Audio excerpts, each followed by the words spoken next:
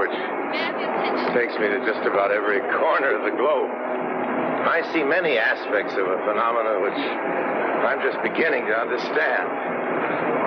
Our modern technology has achieved a degree of sophistication beyond our wildest dreams, but this technology has exacted a pretty heavy price. We live in an age of anxiety, a time of stress, and with all our sophistication, we are, in fact, the victims of our own technological strength. We are the victims of shock, of future shock.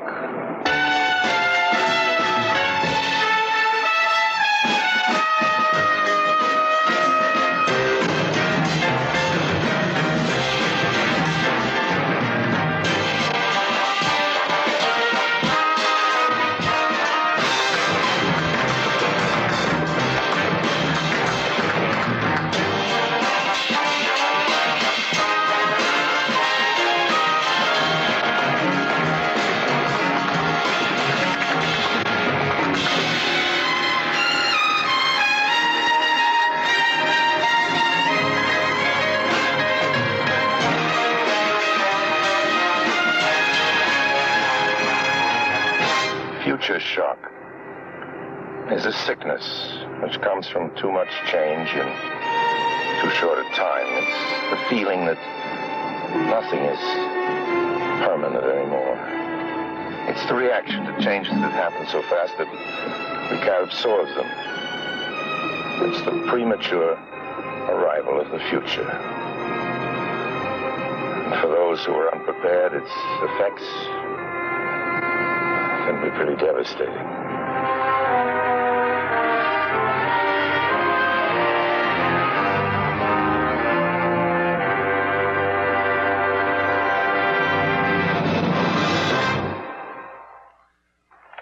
This is a friend's country house. Like myself, they're always on the move, so this retreat of theirs is mine for a while. You know, comfortable homes like old friends give us a sense of security, the feeling that some things, at least, stay the same. It's a feeling we need very much in this changing world. Every day we're bombarded by choices. We need to make instant decisions. We're in endless combat with our own environment, with all its pace and variety, its choice and overchoice. What do we buy? Where do we go? What should we think? The make, the model, the price, the pitchman's plea. Buy now. Keep up with the latest. Don't fall behind. The pre-cooked, pre-packaged, plastic-wrapped, instant society. We're faced with so many choices, so many decisions. We have to make them so quickly. None of us can escape the pressures. That's what future shock is all about. Don't fall behind. Keep up with the latest. Buy now.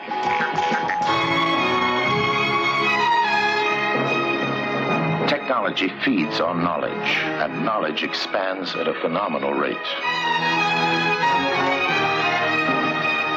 Throughout the world, more than 1,000 books are published every day. Over 30,000 a month, 365,000 a year.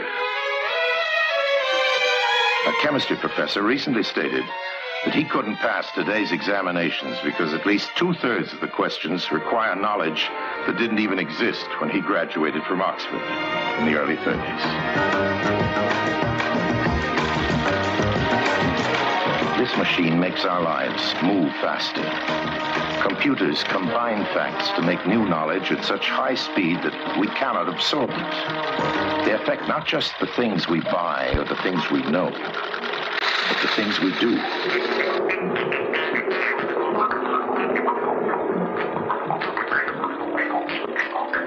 In the past, art was created for permanence. Today, instant art, fast, computer created. Combinations which are changeable and for the moment, beautiful.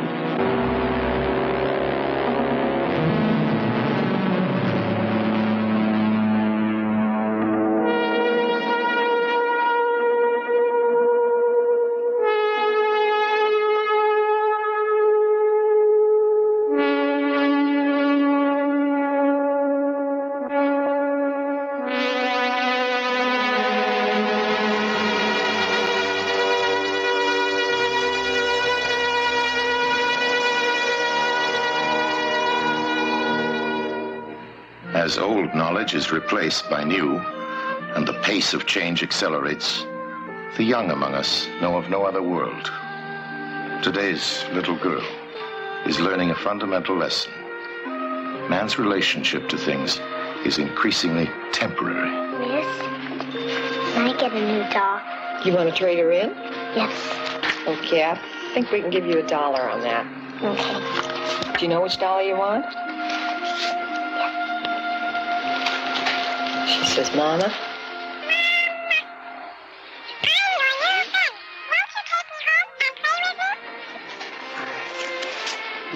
May I have 80 cents now, thank you. Even friends don't last.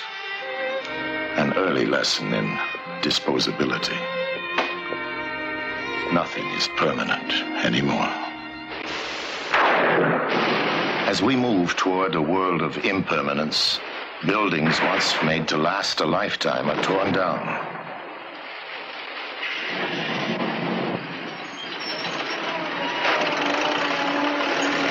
What is built must be easily dismantled, moved, adapted to momentary needs. Temporary structures for an impermanent way of life. Symbols of a transient society. A plugged-in, clipped-on, modular architecture of a society on the move.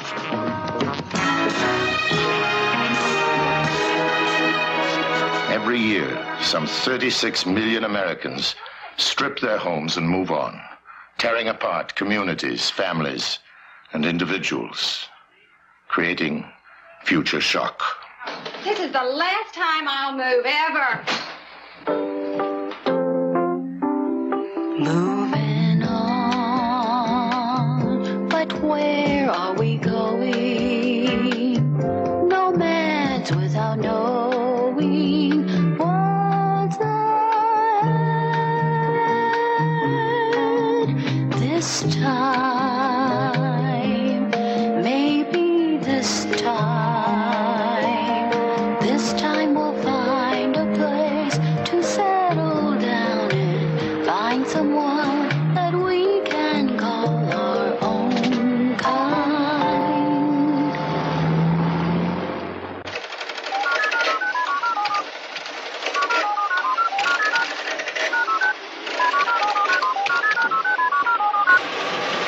The telephone directory is rewritten every day in an effort to keep track of the mobile society. Pages printed out by the computer. Additions, deletions, names, addresses, numbers. The rate of change reflecting the fact that where we live means less and less as we breed a new race of nomads. Few suspect how massive, widespread, and uprooting these migrations are. Travelers to places never seen. The road is there. Will I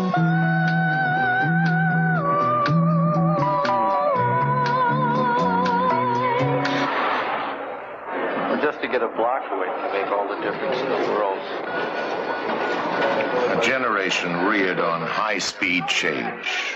Unlike their parents who settled in one place with one set of relatives and friends, young people are on the move. Home is a place to leave. I don't know what Like the beautiful thing about traveling around the country or over large areas that you get to meet so many different people in different situations, you know, and like share experiences. I hang around airports just to like the feel of getting away. And I just like the feeling of getting away. Getting away from like school and work and, you know, my parents. Freedom. The loss of a sense of belonging.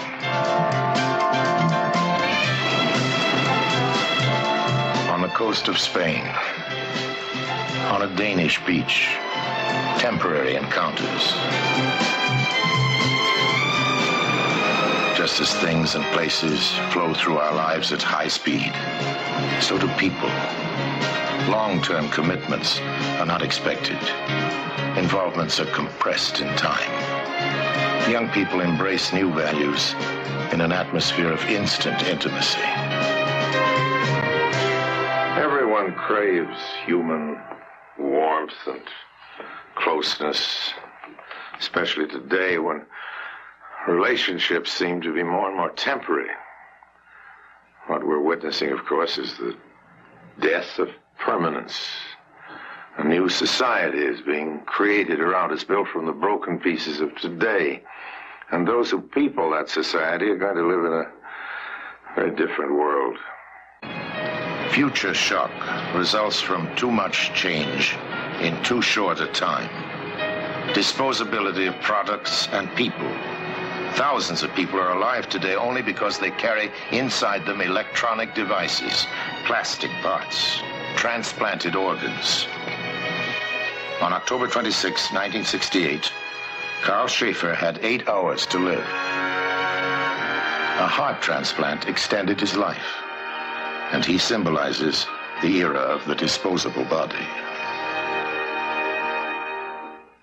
Dr. Samuel Kuntz, eminent among transplant researchers and surgeons. To show you the progress that has been made in transplantation, in 1962, I was involved with a transplant program, and the one-year success rate was about 20%, using living-related donors. 4 years ago, the success rate had increased to about 70%. And at the present time, using living-related donors in kidney transplantation, the success rate is virtually 90%. There is an alternative, however, and that is the use of artificial organs. And kidney transplantation, to a large extent, is made possible by the use of the artificial kidney. And I'm sure that an artificial heart will be developed.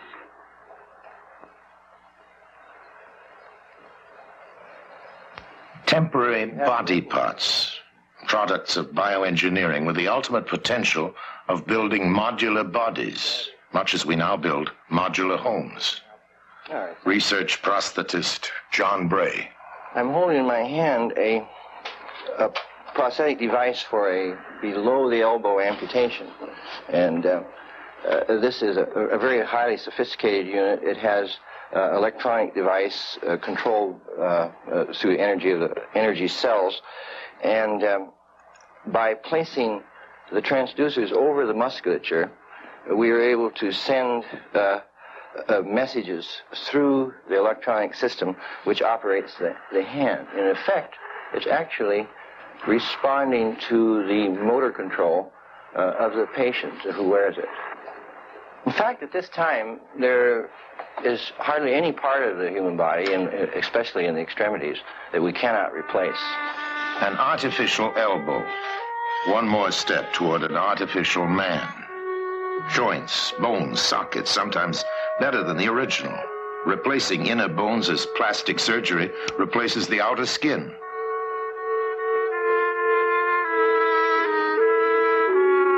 All stepping stones toward the temporary person. On March 17th, 1969, Mrs. Verlin Cobb, at age 53, was prematurely wrinkled and weathered.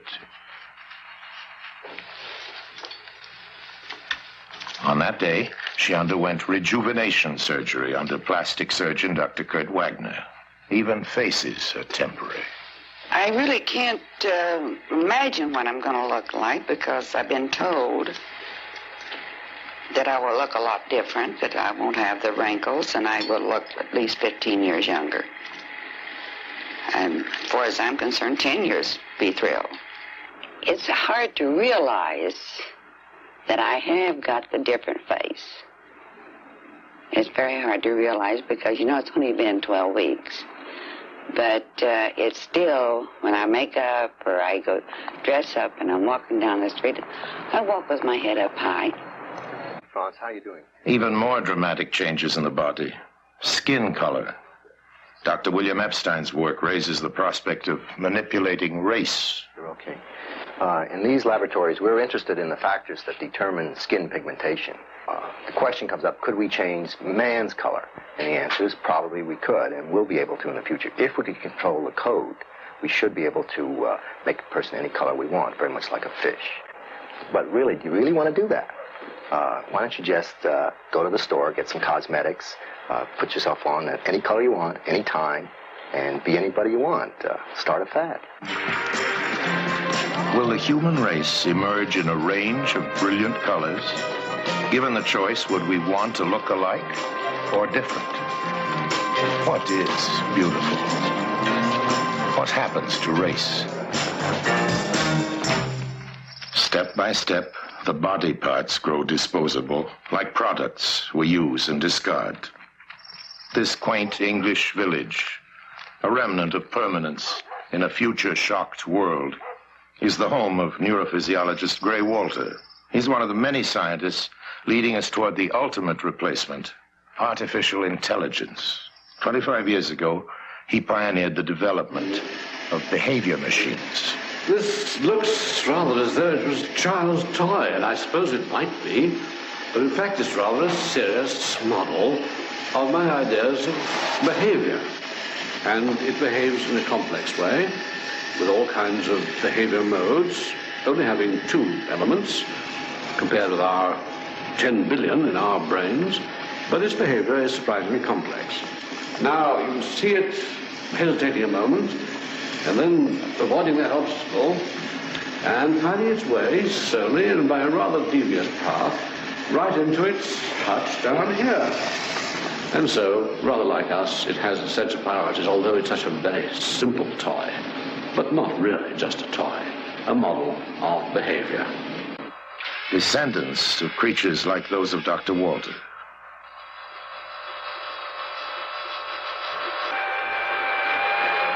Machines like these can see, hear, touch, smell. They can solve problems that would normally require human intelligence. Like simple living organisms, they respond to changes around them and act accordingly. We might one day duplicate man, his form, his body, his actions and reactions, carefully engineered for lifelike appearance. A diaphragm,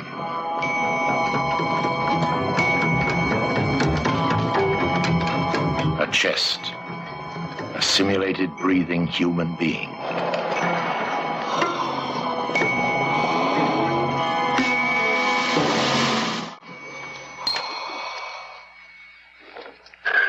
This is Sim 1, developed for the training of anesthesiologists. It's a machine, a breathing, functioning, computerized patient. As the pace of technology accelerates, as the pieces are laid into place, the pattern seems clear. We might create an artificial man. As work proceeds on the brain, it may someday be possible to combine all the elements into a lifelike duplication of flesh and blood. The momentum is established, but the direction is up to us. Is there danger in the path we are taking? What happens to the definition of man? Who is he? What is he? Imagine the novel sensation of trying to determine whether the smiling, courteous humanoid behind the airline ticket counter is a pretty girl or a transistorized robot. Your flight 21 to Dallas has been confirmed. Departure 2:30, arrival Dallas time 4:36. Boarding gate 17A. Have a nice flight.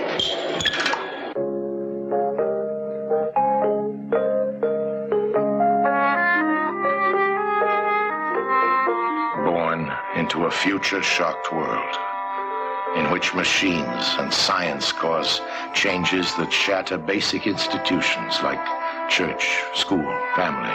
A world in which nothing endures, not even motherhood. Dr. Charles Epstein researches the birth process.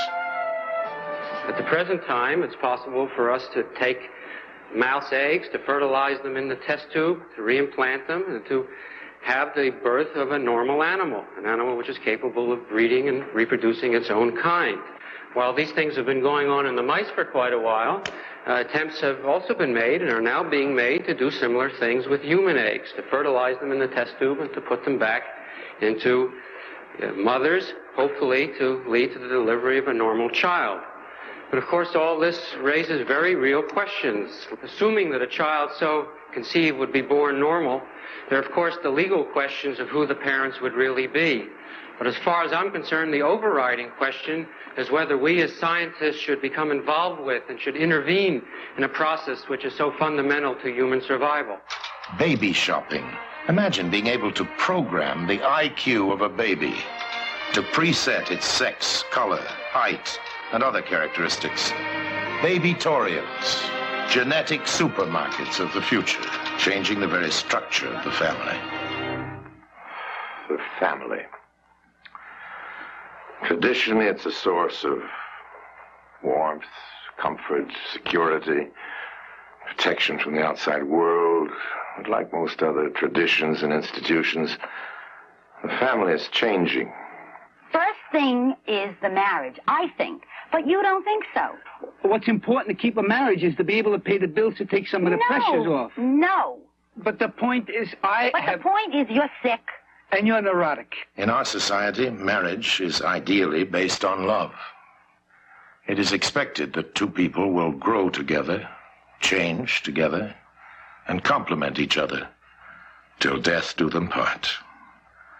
The likelihood that two people will grow and develop at the same rate becomes more and more remote, for rapid change places a heavy burden on the fragile thread of love.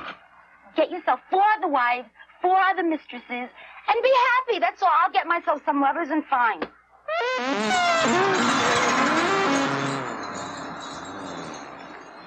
So I guess it's understandable that the institution of marriage itself is taking on new forms. A woman's face rarely reveals all the changes in her life. Recently, this woman made a controversial choice. She now lives with 3 men and 2 women in a group marriage. I feel living in a group marriage situation that you are able to have closer intimacies than you do with just having friendships on the outside, because they're mainly acquaintances. The concept of group marriage is an example of change in society's institutions. It is a result of loneliness in a world of ever more temporary relationships. And as the speed of technological change increases throughout the world, so too will experimentation with new family styles. Hi. How you doing? How do you? Hi, Russ. Hi. How was your day? Very good. Very good. It makes you realize that you have quite a bit to offer when more than one person cares for you. And you have a tendency to discover, much to your amazement, that you can love very, very much more than one person. Not equally, but in different ways. But you can really learn to care for other people. There are thousands of homes like this in every part of the United States where couples are sharing their lives. Unfortunately, they have to be surreptitious about it. They don't dare tell their friends or neighbors. Robert Rimmer and his wife of 30 years. He is a leading exponent of group marriage and has written influential books on the subject, like The Harrod Experiment and Proposition 31. I have suggested group marriage is under the name corporate marriage, and I think what would happen if there was a legal form of group marriage or even bigamous marriage available, many people would immediately attempt it.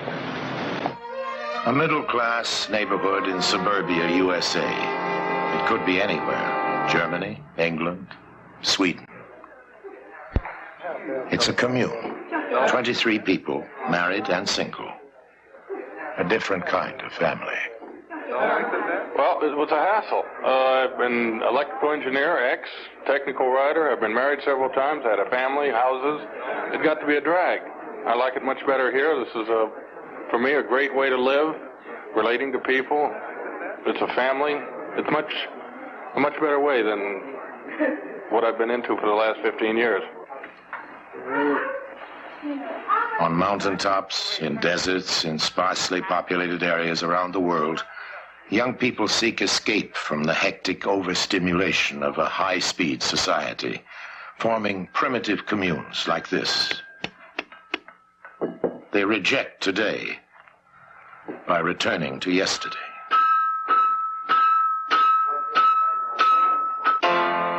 Here, yet another kind of marriage. Tom, do you have a ring for Don? Would you place it on his finger and repeat after me? With this ring I thee wed. With this ring I thee wed. For as much as our brothers, Tom and Donald, have consented together in holy wedlock, and have witnessed the same before God in this company, and thereunto have given and pledged their troth each to the other, and have declared the same by giving and receiving a ring, and by joining hands, I pronounce that they are married. Amen.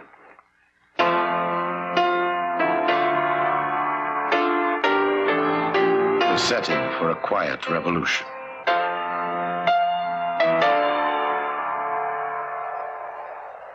Part of a larger revolution affecting all our institutions. Religion. Education. The factory-like school is under attack. Education is in the midst of revolution, and like most institutions, the result is change. As public institutions change, so do accepted standards. During the past 9 years, I've been a theater manager, and during the last 3 years, since the enactment of the motion picture rating system, we have found that X-rated films are very popular with our audience and very profitable to us. As a matter of fact, I've been arrested 3 times for allegedly exhibiting obscene films. I'll show anything that the public wants to see. If they want to see pornographic films, fine. If not, we'll show whatever they want to see. Civil servants, teachers, and even policemen on strike. Another shockwave to absorb. The foundations of the old society crumble. Women strive for equal rights in numbers never seen before. The rejection of roles which have been dictated by tradition. The right to lead an independent life. Symptoms of a society that is cracking under the pressures for change. What was private is now public. What was condemned now strives for acceptance. The symptoms of society's breakdown erupt on a worldwide scale. We are living through one of the greatest revolutions in history, the birth of a new civilization. Collective protests shatter the structure of the old. Changes bombard our minds and bodies. We become confused, helpless, unable to cope.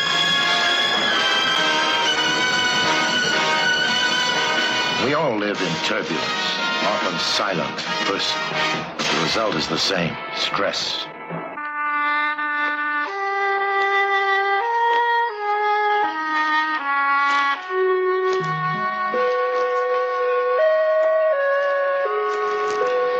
In 1969, it was reported that a Dr.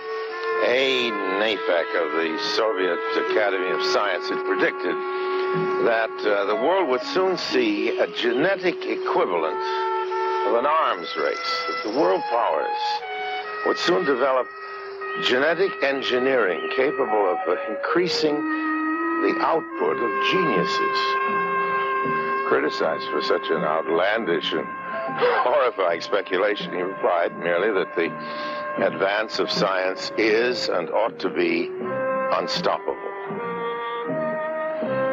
Not everyone, of course, would agree with that statement. Think of the consequences. Genetics, computers, space, racing blindly ahead, causing the pressures of future shock to intensify. Scientists themselves are concerned. Psychobiologist James McGaw. It's not now possible to produce the same kind of changes in memory that we've, in humans, that we've produced in animals. Such experiments are probably just around the corner. And whether the procedures are the same or different from the ones that we use, it seems clear that within a very few years, it will be possible to change memory processes in human beings through the use of drugs and electrical stimulation. Let's look forward to a period a number of years from now, perhaps when a person gets up in the morning and has to take the drug to bring his IQ up to the appropriate level, slap on the battery pack so that whenever he gets depressed, he can press a lever and turn on electrical stimulation, which delights him a little bit. And find then that it's not just that he can do these things, which is enough to understand, but that he does do these things. Not that it's possible to gain control over intellectual functioning, but in fact that we have. And this person then, perhaps an entire society, will be seen as a victim of the success of biotechnology. That is to say that he no longer can exercise the choice to take the drug or put on the battery pack or whatever, but he's lost that choice simply because of the subtle and pervasive increase in the tendency to use it. Technology and science, altering behavior, extending our control over mind and body. We wire the animal, we wire the human, and with every new step, the consequences for human life become magnified. The secret of life itself, the DNA molecule. A genetic discovery that could give man the ability to create life to specifications. With it comes the power to change evolution itself. Never have we had such opportunity, such awesome responsibility.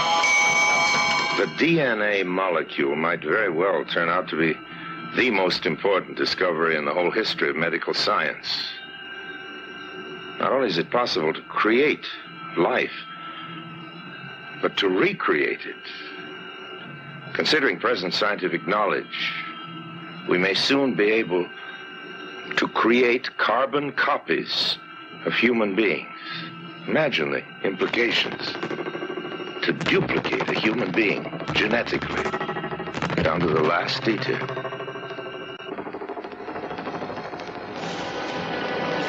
Cryonics.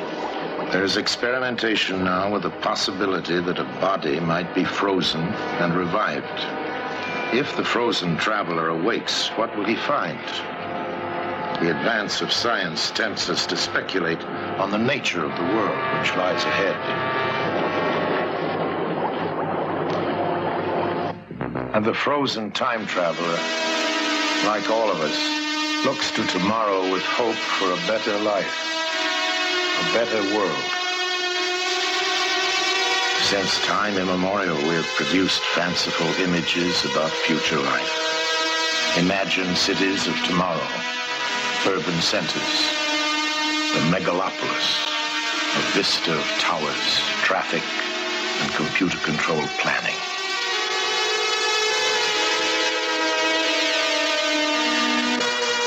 The spaceport. Looking to the day when space travel is routine. When gleaming, elegant rocket ships carry us smoothly to new worlds. Naive images of cities, space travel, and other wonders may fascinate us for a time, but they may also mislead. Will the frozen time traveler wake up in a very different future? Here's a future coming toward us that could shatter all our dreams. The future has burst upon us. The supersonic transport is subject of worldwide debate, forcing the question, is technology always desirable? Changes bombard our nervous systems, clamoring for decisions. New values, new technologies flood into our lives.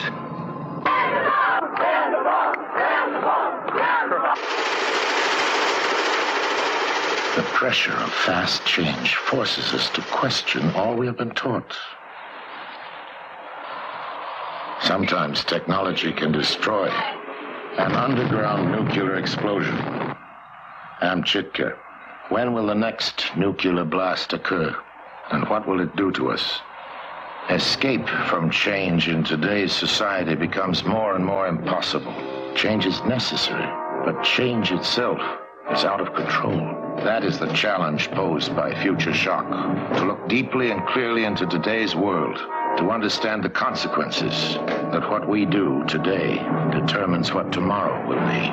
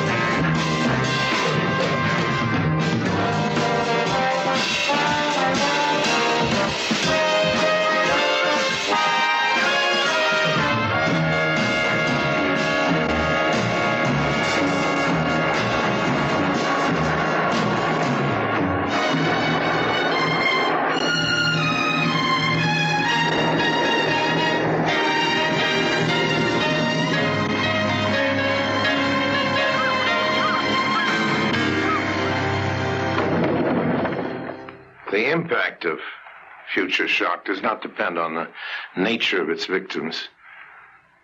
They are everywhere.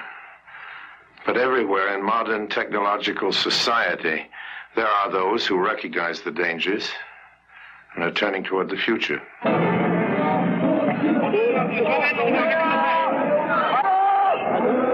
The future need not be blindly accepted. Author Alvin Toffler finds this conviction spreading among young people throughout the world.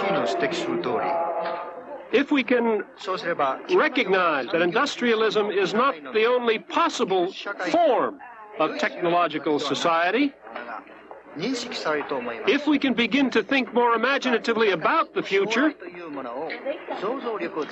then we can prevent future shock, and we can use technology itself to build a decent, democratic, and humane society.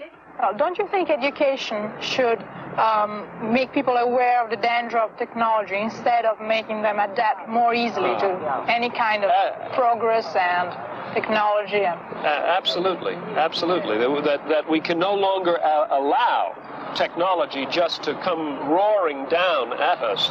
I think we must begin to say no to certain kinds of technology and to begin to control technological change, because we've now reached the point at which the technology is so powerful and it is so rapid that it could destroy us unless we control it. But what's most important is that we do not simply attempt to that we simply do not accept everything, that we begin to make critical decisions about what kind of world we want and what kind of technology we want. Our children.